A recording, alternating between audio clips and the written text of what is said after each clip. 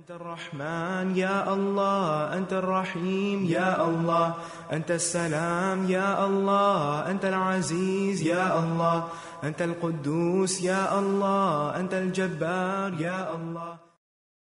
ولله الأسماء الحسنى فادعوه بها. نحمده ونصلي على رسوله الكريم، أما بعد فأعوذ بالله من الشيطان الرجيم. بسم الله الرحمن الرحيم. رب اشرح لي صدري ويسر لي أمري واحلل عقدة من لساني يفقهوا قولي. ناظرین، پروگرام اللہ کے خوبصورت نام کے ساتھ آپ کی خدمت میں حاضر ہیں۔ آج انشاءاللہ العزیز ہم اللہ سبحانہ وتعالیٰ کے نام الاول پر بات کریں گے۔ الاول، اول کا معنی ہے سب سے پہلا۔ اللہ سبحانہ وتعالیٰ اس وقت بھی تھا جب کوئی چیز نہ تھی اور نہ کوئی اس کے ساتھ تھا۔ جب کچھ نہ تھا تو اللہ کی ذات تھی، اور اللہ سبحانہ وتعالیٰ صرف اپنی ذات کے اعتبار سے نہیں بلکہ اپنی صفات کے اعتبار سے بھی سب سے اول ہے، سب پر مقدم ہے، سب سے بلند اور برتر ہے۔ اس کا مقام اور مرتبہ ہر چیز سے بلند ہے۔ وہ کسی بھی چیز میں کسی دوسرے کا محتاج نہیں، وہ ہر ایک سے بے نیاز ہے، اور اسی طرح تمام چیزیں اس کی طرف لوٹنے والی ہیں۔ ہر چیز اسی کی طرف جا کر ٹھہر جانے والی ہے۔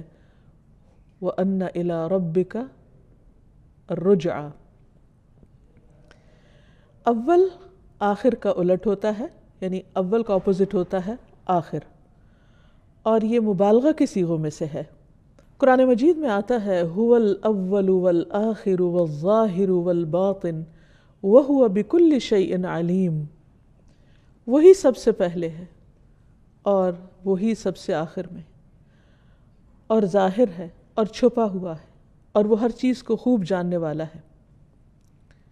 تو آئیے دیکھتے ہیں کہ اللہ سبحانہ وتعالیٰ کس کس اعتبار سے اول ہے اور اس کے دلائل کیا ہیں۔ سب سے پہلی چیز تو زمانے کے اعتبار سے اول ہے، یعنی اللہ سبحانہ وتعالیٰ اپنے زمانے میں اپنے سوا ہر چیز پر مقدم ہے۔ یعنی جب اللہ سبحانہ وتعالیٰ تھے تو اور کوئی چیز نہ تھی۔ عمران رضی اللہ عنہ کہتے ہیں کہ رسول اللہ صلی اللہ علیہ وسلم نے فرمایا، اللہ تھا اور اس سے پہلے کوئی نہ تھا، اور اس کا عرش پانی پر تھا۔ اس نے آسمانوں اور زمینوں کو پیدا کیا اور لوح محفوظ میں تمام چیزیں لکھ دیں۔ پھر اسی طرح کبھی کسی کے ذہن میں یہ سوال آ سکتا ہے کہ عرش اور پانی سے پہلے کیا تھا؟ تو اس کا جواب یہ ہے کہ اللہ سبحانہ وتعالیٰ نے ہمیں اس کے بارے میں کچھ نہیں بتایا، اور ہمارا علم یہاں تک روک دیا۔ اگر بفرض محال کوئی یہ کہے بھی کہ عرش سے پہلے فلاں چیز تھی، تو پھر یہی سوال پیدا ہوگا کہ اس سے پہلے کیا تھا۔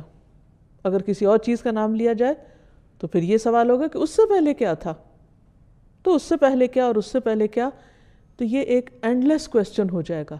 لہٰذا اللہ سبحانہ وتعالیٰ نے یہاں آ کر سٹاپ لگا دیا۔ اور بعض اوقات شیطان دل میں یہ خیال ڈالتا ہے، یہ وسوسہ ڈالتا ہے کہ اچھا پھر اگر ہر چیز کو اللہ نے پیدا کیا تو اللہ کو کس نے پیدا کیا؟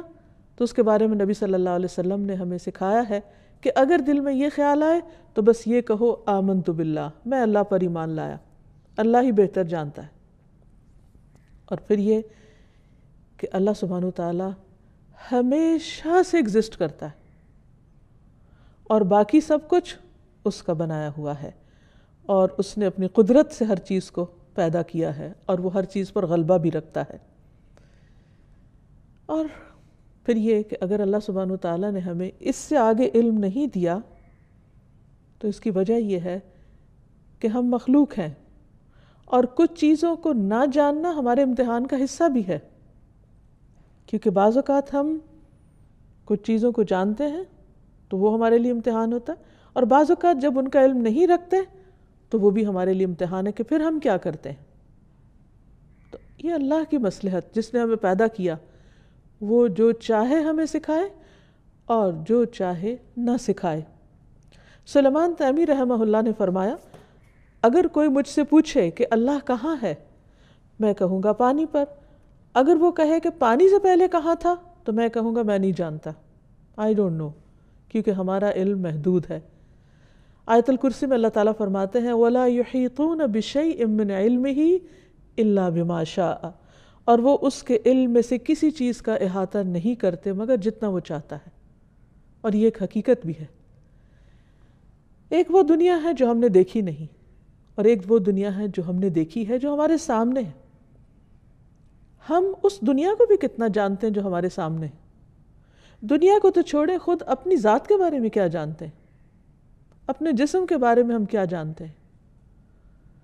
ساری دنیا کے سائنٹسٹ مل کر بھی صرف ایک سیل کو، جو سب سے چھوٹی اکائی ہے جسم میں، اس کو بھی پوری طرح ڈسکور نہیں کر سکے. اس کے بارے میں بھی آئے دن نئی نئی باتیں انسان کے علم میں آتی رہتی. تو انسان تو ابھی ذرے کے بارے میں بھی کامل علم حاصل نہیں کر سکا.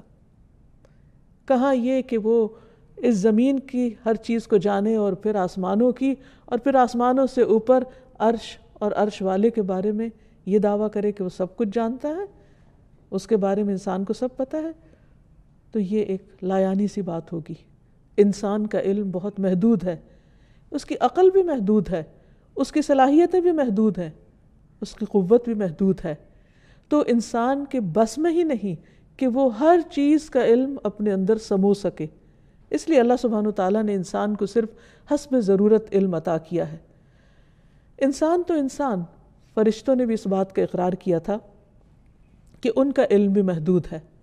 اللہ سبحانہ وتعالیٰ نے آدم علیہ السلام کو پیدا کرنے کے بعد جب انہیں کچھ چیزوں کے نام سکھائے اور پھر انہیں فرشتوں کے سامنے پیش کیا کہ انبئونی باسماء ہؤلاء، تم مجھے ان چیزوں کے نام بتاؤ، تو وہ نہیں بتا سکے. انہوں نے کیا کہا؟ قالوا سبحانک لا علم لنا الا ما علمتنا انک انت العلیم الحکیم. انہوں نے کہا تو پاک ہے، ہمیں کچھ علم نہیں مگر وہ جو تو نے ہمیں سکھایا، ہم بس اتنا ہی جانتے ہیں. بے شک تو ہی سب کچھ جاننے والا، کمال حکمت والا ہے. تو اس سے یہ پتہ چلتا ہے کہ انسان کا علم بہت محدود ہے، فرشتوں کا علم بہت محدود ہے، اور باقی مخلوقات بھی اپنے اپنے دائرے میں گھوم رہی ہیں. صرف ان کو یہ پتہ ہے کہ ان کو کیا کرنا ہے، وہ سب چیزوں کے بارے میں نہیں جانتے. کلی علم، کامل علم، کمپلیٹ نالج صرف اور صرف اللہ سبحانہ وتعالیٰ کا ہے. اسی طرح ایک اور مثال ہے خضر علیہ السلام کی، کہ ایک مرتبہ جب موسیٰ علیہ السلام سے کسی نے کوئی سوال پوچھا، اور سوال کیا تھا کہ کیا آپ سے بھی زیادہ کوئی جانتا ہے، کسی کو علم ہے؟ تو انہوں نے کہا کہ میں اپنے سوا کسی کو نہیں جانتا کہ جس کو مجھ سے زیادہ علم ہو. تو اللہ سبحانہ وتعالیٰ کو یہ بات پسند نہ آئی، تو انہوں نے موسیٰ علیہ السلام سے فرمایا کہ جاؤ تم ہمارے ایک بندے کے پاس جس کے پاس تمہارے سے زیادہ علم ہے، اور اس سے کچھ سیکھو. تو موسیٰ علیہ السلام خضر علیہ السلام کے پاس آئے ایک طویل سفر طے کر کے، اور ان سے اجازت مانگی اور کہا کہ کیا میں آپ کے ساتھ چل سکتا ہوں تاکہ آپ مجھے ہدایت کی وہ باتیں بتائیں جو اللہ نے صرف آپ کو سکھائی ہیں، خاص آپ کو دی ہیں. خضر علیہ السلام بولے تم میرے ساتھ صبر نہیں کر سکتے. اے موسیٰ، مجھے اللہ نے ایسا علم دیا ہے جسے تم نہیں جانتے، اور تم کو جو علم دیا ہے اسے میں نہیں جانتا. یعنی ایون یہ کہ خضر علیہ السلام بہت کچھ جانتے تھے، لیکن انہوں نے بھی اپنی کم علمی کا اظہار کیا کہ موسیٰ جو تم جانتے وہ مجھے نہیں معلوم. کیونکہ ہر مخلوق کو یا ہر انسان کو اللہ سبحانہ وتعالیٰ نے ایک خاص فیلڈ میں جو بھی علم دیا ہے اس سے اوپر کسی اور کو پھر رکھا ہے. قرآن مجید میں آتا ہے وَفَوْقَ كُلِّ ذِي عِلْمٍ عَلِيمٍ، ہر علم والے کے اوپر ایک اور علم والا ہے. کوئی ایک شعبے کا علم جانتا ہے تو دوسرے سے بالکل لا علم ہے، کوئی دوسرے کے بارے میں معلومات رکھتا ہے تو پہلے کے بارے میں کچھ نہیں جانتا. تو بہرحال انہوں نے کہا کہ اللہ نے چاہا تو آپ مجھے صابر پائیں گے، اور میں کسی بات میں آپ کی نافرمانی نہیں کروں گا، تو آپ مجھے سکھائیے اس علم میں سے جو اللہ نے آپ کو دیا. دونوں دریا کے کنارے کنارے چل پڑے. ان کے پاس کوئی کشتی نہ تھی. بہرحال ایک کشتی سامنے سے گزری تو کشتی والوں سے انہوں نے کہا کہ ہمیں ساتھ بٹھا لیجیے. خضر علیہ السلام کو انہوں نے پہچان لیا اور بغیر کرائے کے سوار کر لیا. اتنے میں ایک چڑیا آئی اور کشتی کے کنارے پر بیٹھ گئی اور اس دریا میں سے 1 یا 2 چونچ مار کر کچھ قطرے اس نے پی لیے۔ خضر علیہ السلام بولے اے موسیٰ، میرے اور تمہارے علم نے جبکہ دونوں کے پاس الگ الگ ہے اور باقی مخلوق کے مقابلے میں کہیں زیادہ، کہا کہ میرے اور تمہارے علم نے اللہ کے علم میں سے اتنا ہی کم کیا ہوگا جتنا چڑیا نے اس پانی سے، یعنی اتنے وسیع و عریض دریا یا سمندر جو بھی سامنے تھا اس میں سے ایک چڑیا کی چونچ میں زیادہ زیادہ کیا گیا۔ تو گویا اللہ سبحانہ و تعالیٰ کے علم کے مقابلے میں انسان کا علم، اور وہ بھی ایک عام انسان نہیں، پیغمبر اور ایک اللہ کے خاص چنے ہوئے بندے جن کو اللہ سبحانہ و تعالیٰ نے بہت کچھ سکھایا تھا، ان کا علم اتنا معمولی ہے، تو پھر باقی انسانوں کا کیا حال ہوگا۔ پھر اسی طرح الاول کا معنی یہ بھی ہے کہ وہ اپنی صفت کمال میں سب سے مقدم، سب سے آگے، یعنی اس کی جو بھی صفات ہیں ان میں سے ہر صفت میں وہ سب سے اول درجے پر ہے۔ اس کی مخلوق میں سے کسی کے پاس بھی وہ نہیں جو اللہ رب العالمین کے پاس ہے۔ برابر ہونا تو دور کی بات، اس کے قریب بھی نہیں پہنچتا کوئی۔ وہ اپنی ذات میں، اپنی صفات میں، اپنے افعال میں، اپنے کاموں میں، اپنے ایکشن میں، اپنے علم میں، اپنی قدرت میں، ہر چیز میں مخلوق سے کہیں بالا و برتر ہے۔ پھر اسی طرح یہ کہ اللہ سبحانہ و تعالیٰ کے علاوہ اولیت کسی کو حاصل نہیں، حتیٰ کہ انبیاء علیہم السلام جو ہیں وہ بھی اللہ سبحانہ و تعالیٰ کے مقام پر نہیں ہیں۔ لیکن یہ بات بہت ہی تکلیف کی بات ہے کہ نبی صلی اللہ علیہ وسلم نے اس چیز کے بارے میں اپنی امت کو خبردار کیا، اپنی امت کو ڈرایا کہ میرے بارے میں غلو نہ کرنا، مجھے میرے مقام سے آگے نہیں بڑھانا، لیکن اس کے باوجود بعض اوقات امت میں اللہ سبحانہ وتعالیٰ کے مقابلے میں نبی صلی اللہ علیہ وسلم کے مقام کو زیادہ کر دیا جاتا ہے، حالانکہ اول مقدم سب سے برتر اللہ سبحانہ وتعالیٰ ہی کی ذات ہے۔ محمد الرسول اللہ صلی اللہ علیہ وسلم اللہ کے محبوب ہیں، اللہ کے چنے ہوئے ہیں، اللہ سبحانہ وتعالیٰ نے انہیں تمام مخلوقات پر فوقیت عطا کی ہے، تمام انسانوں پر فوقیت عطا کی ہے، لیکن وہ اپنے آپ کو کیا کہتے ہیں؟ عبداللہ و رسولہ۔ اور ہمیں بھی کس بات کا حکم دیا گیا ہے کہ ہم کس چیز کی گواہی دیں کہ محمد صلی اللہ علیہ وسلم کون ہے؟ وَأَشْهَدُ أَنَّ مُحَمَّدًا عَبْدُهُ وَرَسُولُهُ، میں گواہی دیتا ہوں کہ محمد صلی اللہ علیہ وسلم اس کے بندے اور اس کے رسول ہیں۔ اسی لیے تو آپ صلی اللہ علیہ وسلم سب سے زیادہ اللہ سبحانہ وتعالیٰ کے حضور کھڑے رہتے ہیں، اتنی دیر کہ آپ کے قدم مبارک سوج جاتے ہیں، طویل ترین رکوع کرتے ہیں، طویل ترین سجدے کرتے ہیں، اور ہر موقع پر دعائیں کرتے ہوئے اپنی بندگی اور عاجزی کا اظہار کرتے ہیں، کیونکہ اصل بلندی تو اللہ سبحانہ وتعالیٰ ہی کو حاصل ہے۔ ابن عباس کہتے ہیں کہ انہوں نے حضرت عمر کو منبر پہ یہ کہتے ہوئے سنا کہ میں نے نبی صلی اللہ علیہ وسلم سے سنا، آپ نے فرمایا مجھے میرے مرتبے سے زیادہ نہ بڑھاؤ، جیسے عیسیٰ علیہ السلام کو نصارہ نے ان کے رتبے سے زیادہ آگے بڑھا دیا، میں تو صرف اللہ کا بندہ ہوں، اس لیے یہی کہا کرو کہ میں اللہ کا بندہ اور اس کا رسول ہوں۔ انس بن مالک کہتے ہیں کہ ایک مرتبہ ایک شخص نے نبی صلی اللہ علیہ وسلم کو مخاطب کر کے کہا، اے محمد، اے ہمارے سردار، اے سردار کے بیٹے، اے ہمارے بہترین اور اے ہم میں سے بہترین کے بیٹے۔ تو نبی صلی اللہ علیہ وسلم نے فرمایا، لوگو تقوی کو اپنے اوپر لازم کر لو، شیطان تمہارے ہوش گم نہ کرنے پائے، میں صرف محمد بن عبداللہ ہوں، اللہ کا بندہ اور اس کا رسول ہوں۔ اللہ کی قسم مجھے یہ چیز پسند نہیں ہے کہ تم مجھے میرے مرتبے سے بلند کرو، اس مرتبے سے جو اللہ نے میرے لیے رکھا ہے۔ یعنی نبی صلی اللہ علیہ وسلم کو خود اپنے لیے وہی مقام پسند تھا جو اللہ سبحانہ وتعالیٰ نے ان کو عطا کیا۔ ابن عباس کہتے ہیں کہ ایک شخص نے کہا، جو اللہ چاہے اور جو آپ چاہیں، تو آپ نے فرمایا تم نے مجھے اللہ کا شریک بنا دیا، یوں کہو کہ جو اکیلا اللہ چاہے، یعنی کوئی چیز اس وقت تک نہیں ہوتی جب تک کہ اللہ نہ چاہے، یا اللہ چاہے تو کام ہوتا ہے۔ تو اس لیے اس میں کسی بندے کو شریک کرنا یہ شرک میں شامل ہو جاتا ہے۔ پھر اسی طرح اللہ سبحانہ وتعالیٰ اپنی تخلیق کے اعتبار سے بھی اول ہے، یعنی سب سے پہلے اسی نے چیزوں کو ایجاد کیا، ان کی صورت بنائی، ان کی تخلیق کی، اور ہر چیز پہلی بار اللہ ہی نے بنائی۔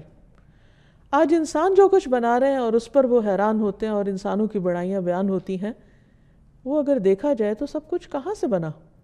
مثلا ایک بلند و بالا عمارت جس پر لوگوں کو بہت فخر ہوتا ہے اور اس پر وہ اپنے آپ کو دوسرے قوموں کے مقابلے میں بلند سمجھتے ہیں، اگر دیکھا جائے تو جس چیز سے انہوں نے یہ عمارت بنائی وہ کس نے بنایا تھا؟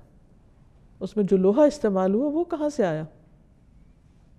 جو پتھر استعمال ہوا، جو سیمنٹ استعمال ہوا، جو لکڑی استعمال ہوئی، جو باقی تمام میٹیریل، وہ کہاں سے آیا؟ وہ کس نے بنایا تھا؟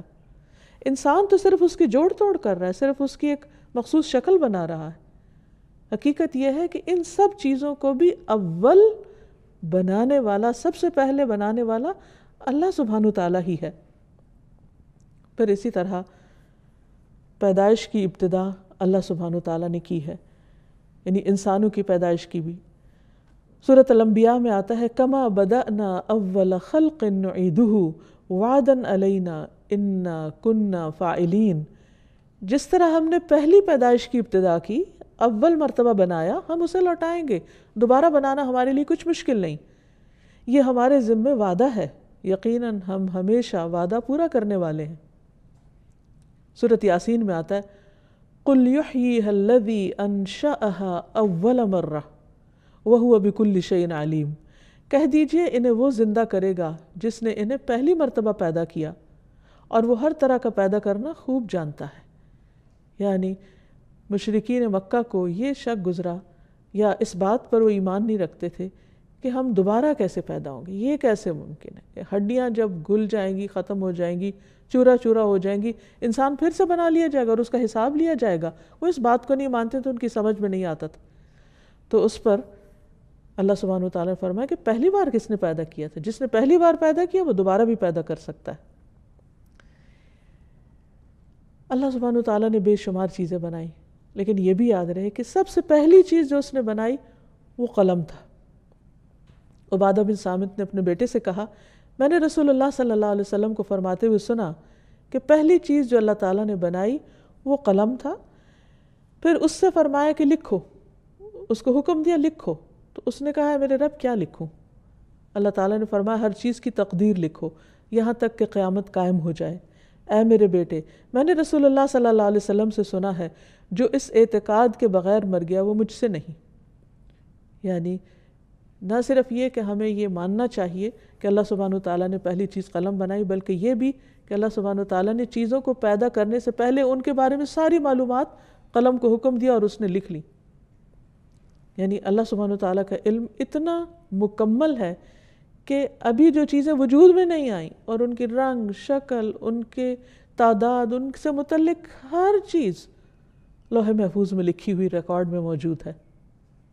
تو آپ سوچئے کہ اس کا علم کتنا وسیع ہوگا۔ پھر اللہ سبحانہ وتعالیٰ نہ صرف یہ کہ سب سے پہلے بنانے والا ہے، بلکہ اپنی تمام چیزوں پر پوری قدرت بھی رکھتا ہے، وہ قادر بھی ہے۔ پھر یہ بات بھی یاد رہے کہ اللہ سبحانہ وتعالیٰ الاول ہونے کے ساتھ ساتھ فاعل یعنی کام کرنے والا اور قادر پوری قدرت والا بھی ہے۔ اس کی صفت یہ ہے کہ وہ ہمیشہ سے آخر تک یعنی شروع سے آخر تک کریٹر بھی ہے، اور جتنی بھی اس کی کریشن ہے سب اس کے کنٹرول میں بھی ہے، اور پھر ان کے اندر جو جیسی چاہے وہ تبدیلی بھی کر سکتا ہے۔ تو جب وہ اول ہے جس سے پہلے کوئی چیز نہیں، تو اس کے ساتھ ساتھ یہ بھی یاد رہے کہ وہ اپنی مخلوق کے اندر جو چاہتا ہے کرتا ہے، جس وقت چاہتا ہے کرتا ہے۔ قرآن مجید میں آتا ہے ذو العرش المجید فعال لما یرید، کہ وہ بہت بزرگ عرش والا ہے یا عرش کا مالک ہے، بڑی شان والا ہے، جو چاہتا ہے کر گزرتا ہے۔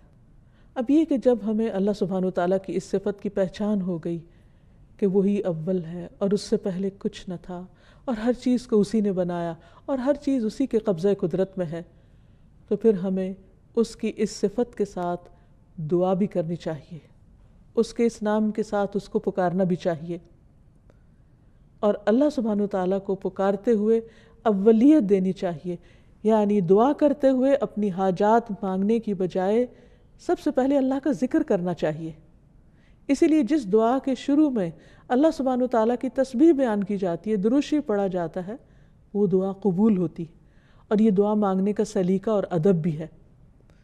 یعنی سب سے پہلے چھوٹتے ہی اپنی حاجت نہ رکھے انسان کہ اللہ یہ چاہیے، بلکہ سب سے پہلے اللہ سبحانہ وتعالیٰ کی تعریف کی جائے، اس کی پاکی بیان کی جائے، اس کا ذکر کیا جائے۔ اور یہاں تک کہ ہم دیکھتے ہیں کہ بعض دعاؤں میں صرف اللہ کی تعریف بیان کی گئی ہے، اس میں مانگا کچھ بھی نہیں گیا، لیکن اس کے باوجود اللہ چونکہ ہمارے دلوں کے حال بھی جانتا ہے، تو وہ ہمیں صرف اس تسبیح پر بن مانگے بھی عطا کر سکتا ہے۔ اسی لیے تکلیف اور دکھ کے موقع پر نبی صلی اللہ علیہ وسلم نے جو دعا سکھائی، اللہ اللہ ربی لا اشرک بہ شیئا، تو اس میں صرف اللہ سبحانہ وتعالیٰ کی توحید کا بیان ہے کہ وہ شرک سے پاک ہے، لیکن ایسا کچھ مانگا نہیں گیا کہ اس تکلیف کو دور کر دے یا رب، یا اس پریشانی کو دور کر دے۔ تو اس سے یہ پتہ چلتا ہے کہ اللہ سبحانہ وتعالیٰ کا ذکر ہر چیز سے پہلے ہونا چاہیے۔ اور ویسے بھی عام روزمرہ زندگی میں جب کہیں بھی کسی چیز کا ذکر کرنا ہو، مثلاً اللہ سبحانہ وتعالیٰ کا ذکر کریں اور آپ کسی بندے کا ذکر کریں، اللہ تعالیٰ کا شکر ادا کریں اور بندے کو شکریہ ادا کریں، تو اس میں ہمیشہ اللہ سبحانہ وتعالیٰ کو اولیت دیں۔ اسی طرح اگر مثلاً آپ ایک آیت کوٹ کر رہے ہیں اور پھر نبی صلی اللہ علیہ وسلم کی کوئی حدیث بیان کر رہے ہیں، تو پہلے آیت کوٹ کریں گے، پھر حدیث بیان کریں گے۔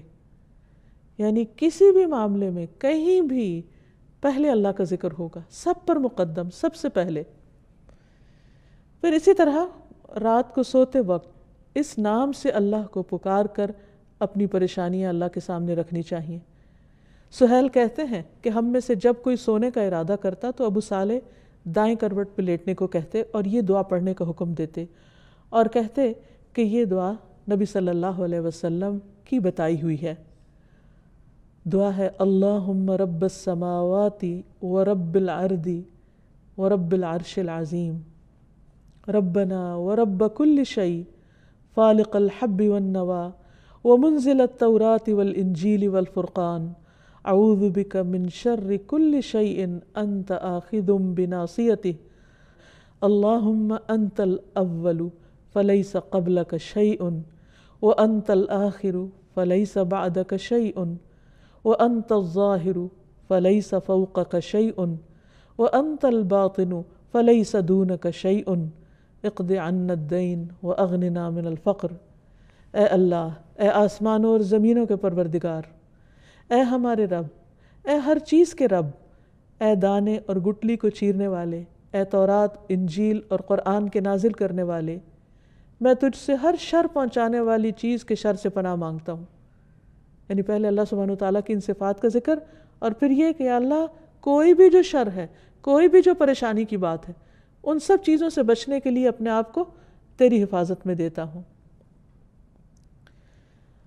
اور ہر اس چیز کو جو شر پہنچانے والی ہے تو اسے اس کے بالوں سے پکڑنے والا ہے، یعنی وہ تیرے قبضے قدرت میں ہے، تو سب سے پہلے ہے، تجھ سے پہلے کچھ نہیں، تو ہی آخر ہے، تیرے بعد کچھ نہیں، تو سب سے اوپر ہے، تیرے اوپر کچھ نہیں، اور تو ہی باطن میں ہے، تجھ سے مخفی کوئی چیز نہیں۔ اے اللہ میرے قرض ادا کر دے اور مجھے فقر سے بے نیاز کر دے۔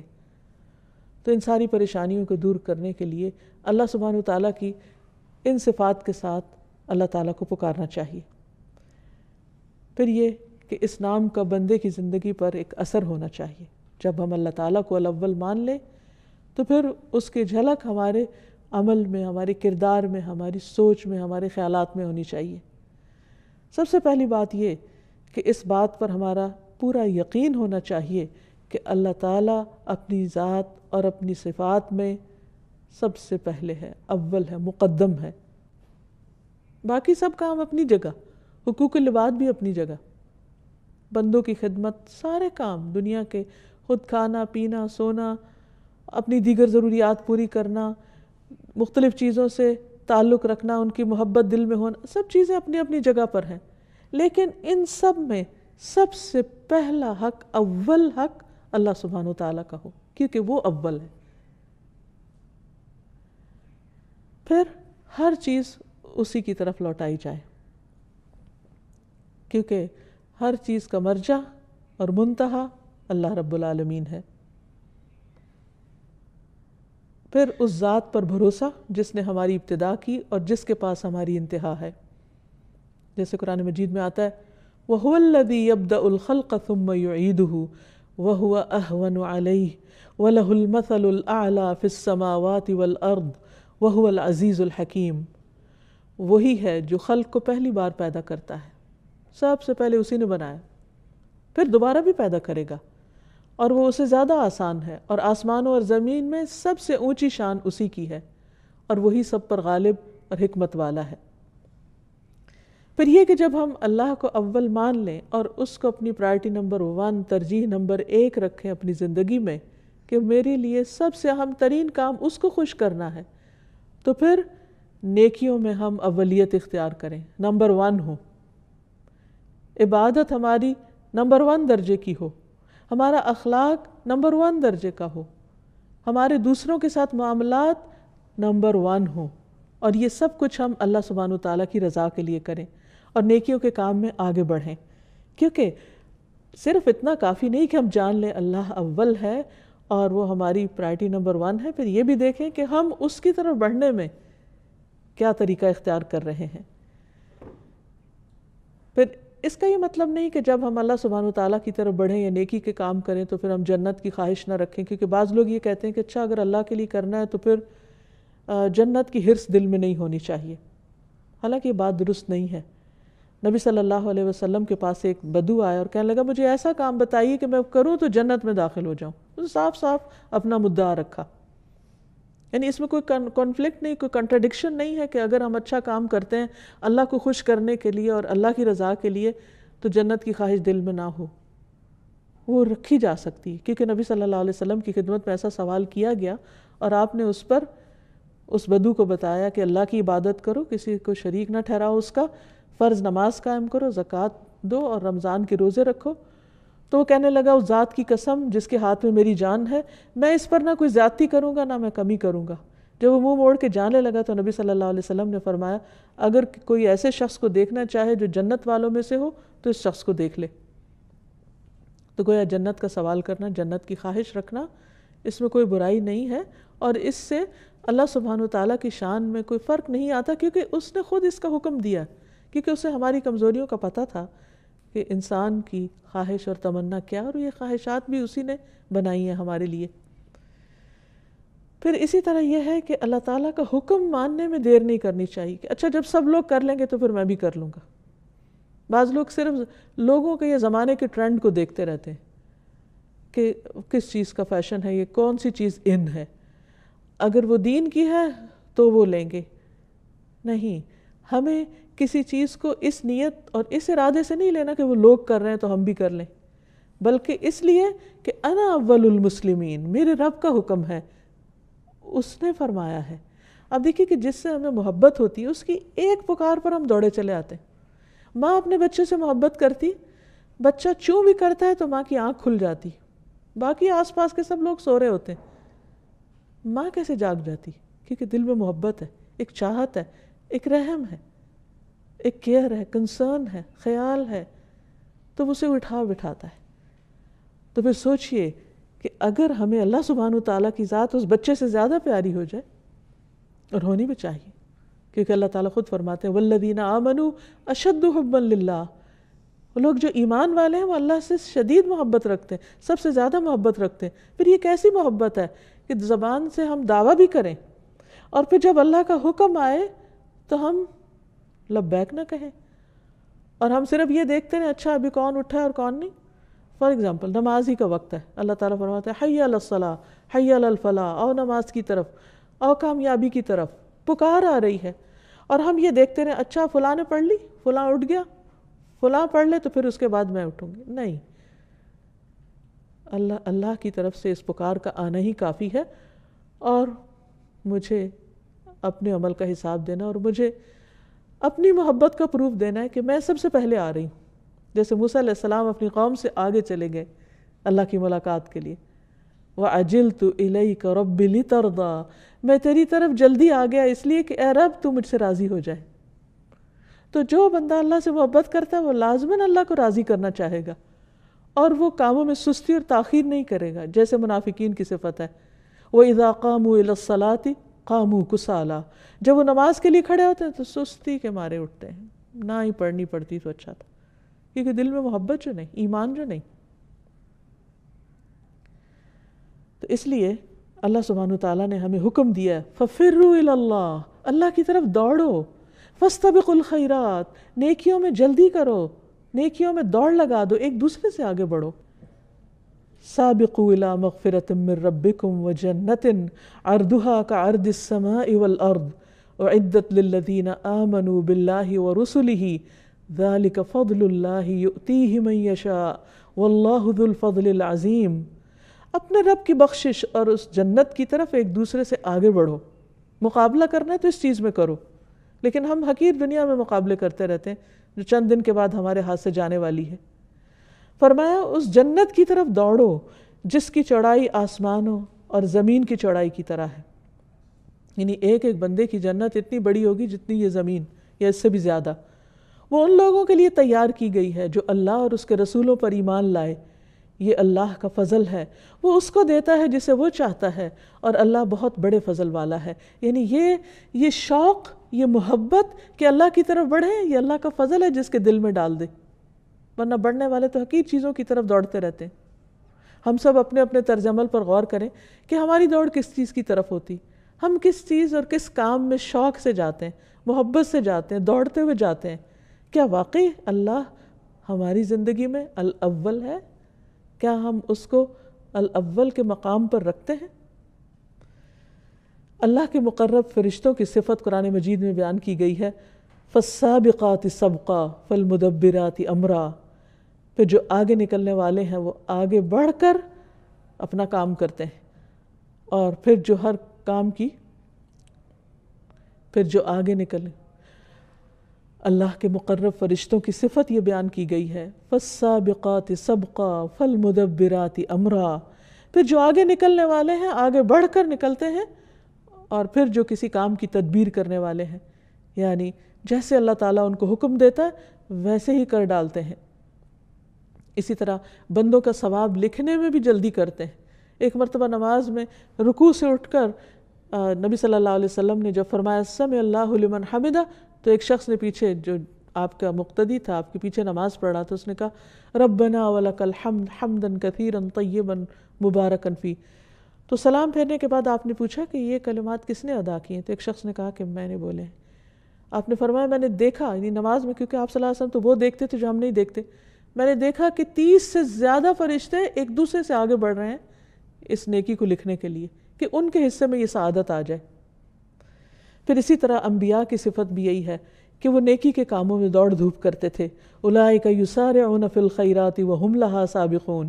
یہ وہ لوگ ہیں جو نیک کاموں میں جلدی کرتے ہیں اور یہی ان کی طرف آگے نکلنے والے ہیں. سورۃ الانبیاء میں فرمایا انہم کانوا یسارعون فی الخیرات وَيَدْعُونَنَا رَغَبًا وَرَهَبًا وَكَانُوا لَنَا خَاشِعِينَ.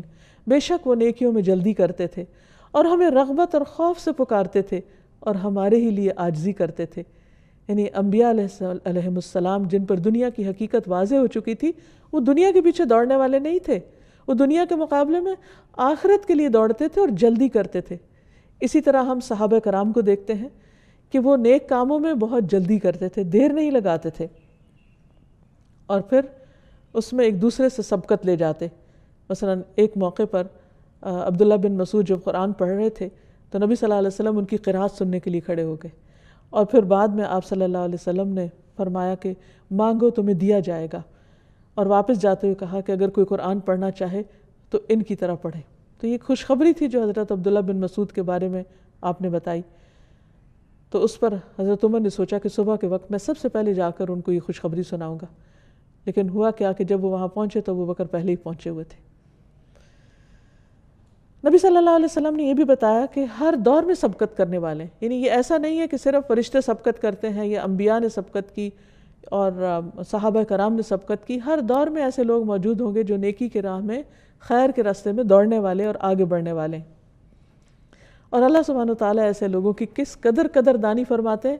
نبی صلی اللہ علیہ وسلم نے فرمایا، اللہ تعالیٰ فرماتا ہے، اے ابن آدم تو میری طرف کھڑا ہو، میں تیری طرف چل کر آؤں گا. یعنی صرف انسان کھڑا ہو جائے تو اللہ تعالیٰ چل کے آئیں گے. تو میری طرف چل کر آ تو میں تیری طرف دوڑ کر آؤں گا. یعنی ایسا نہیں کہ ہمارا آگے بڑھنا ہمارے لیے صرف آگے بڑھنا ہی ہے، وہ ہمارے لیے بہت بڑی سعادت کی بات ہے، کیونکہ اللہ سبحانہ وتعالیٰ کی رحمت اس سے بھی تیزی کے ساتھ ہماری طرف بڑھتی ہے. اور ایسے لوگوں کی جزا کیا ہے.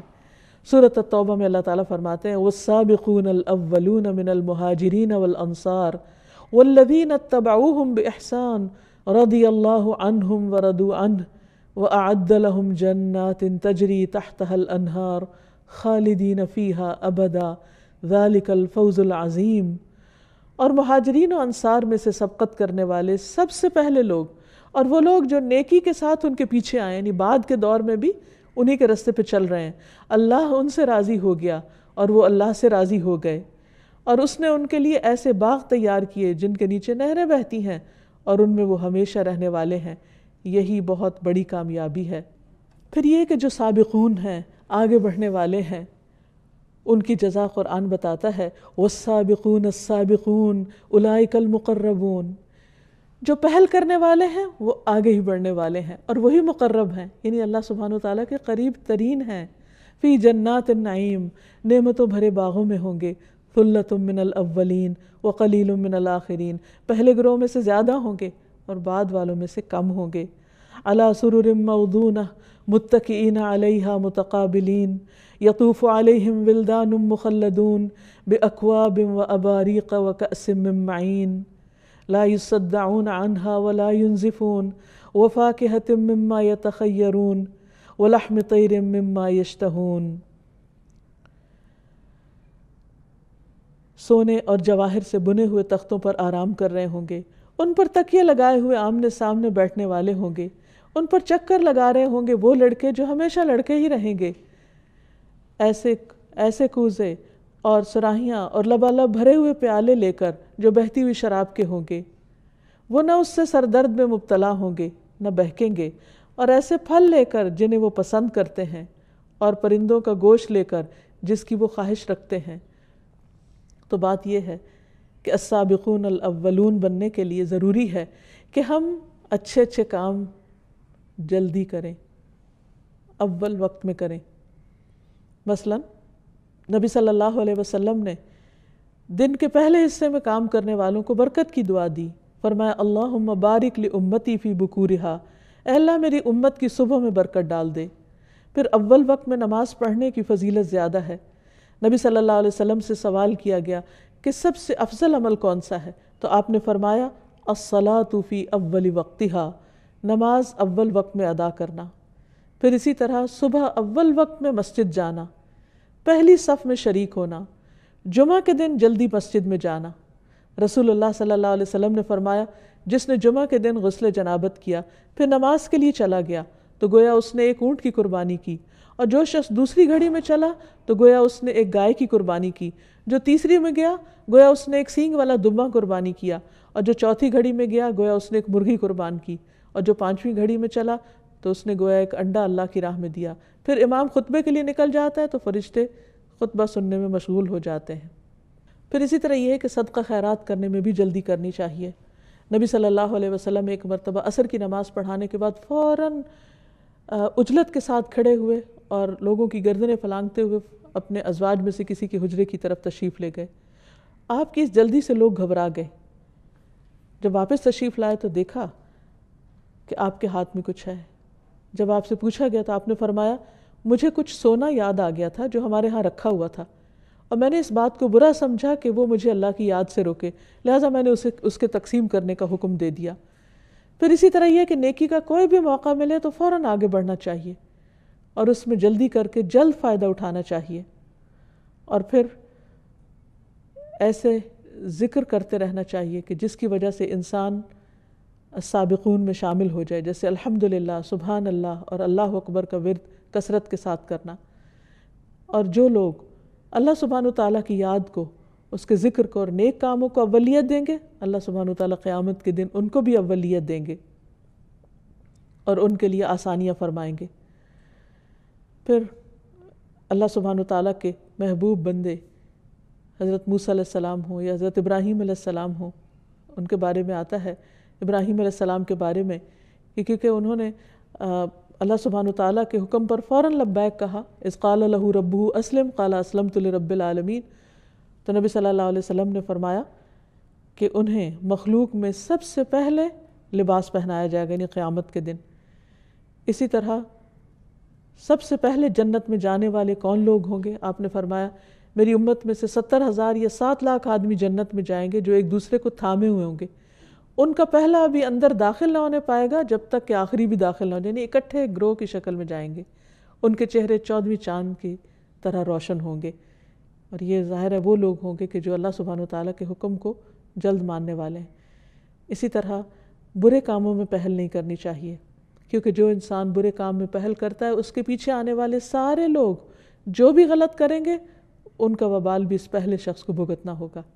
جیسے رسول اللہ صلی اللہ علیہ وسلم نے فرمایا سب سے پہلے جس نے دین ابراہیم کو بدلا وہ عمرو بن لحی ہے، اور جتنا بھی شرک اس کے بعد وہاں ہوا اس سب کے گناہ کا ایک حصہ اس ابتدا کرنے والے پر تھا۔ پھر اسی طرح آپ نے فرمایا کہ میں نے اس کو دیکھا، یعنی عمرو بن لحی کو، کہ وہ جہنم میں اپنی انتڑیاں گھسیٹ رہا تھا، کیونکہ یہ پہلا شخص ہے جس نے صائبہ کی رسم نکالی۔ تو اللہ سبحانہ وتعالیٰ سے دعا ہے کہ وہ ہمیں جہاں اپنی پہچان دے رہا ہے وہاں اس کے تقاضے پورے کرنے کی بھی توفیق عطا فرمائے، اور اس نام کو جاننے کے بعد ہمیں توفیق دے کہ ہم نیکیوں میں آگے بڑھنے والے ہوں اور اللہ تعالیٰ کے احکام پر سب سے پہلے عمل کرنے والے ہوں۔ وآخر دعوانا ان الحمد للہ رب العالمین۔ القاهر يا الله، أنت الحسيب يا الله، أنت الشافي يا الله، أنت المبين يا الله، أنت الوكيل يا الله، أنت القيوم يا الله، أنت المتين يا الله،